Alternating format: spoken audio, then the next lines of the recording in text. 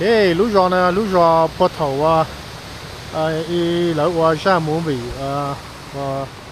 của lì chanh tụ pha hết yêu qua lì chanh nữa nè, còn nó bê chừng, sao nó bê chừng, lũ giò này là lũ giò, là từ giờ lũ giò, này nó, ô, mò lũ giò như thế nào, ilu ô ilu giờ lũ chết.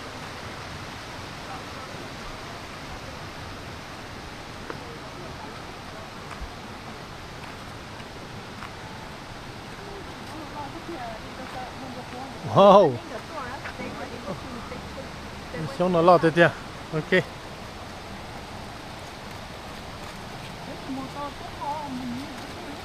Wow, wow một cái mà, từ là tôi cho họ cố thế này.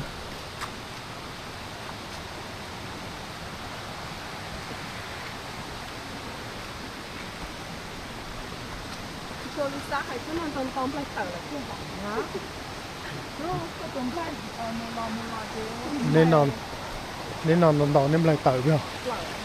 Ôi mới cho kiến nó bé thế sao? Mà nó đâu cho kiến sao?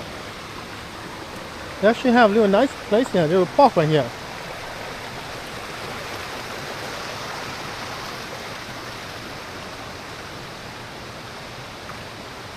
Mình còn theo một chỗ thú này.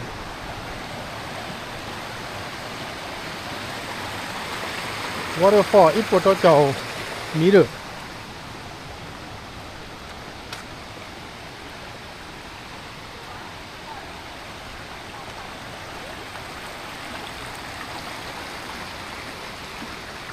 Cho phần nó lọt tới đây à?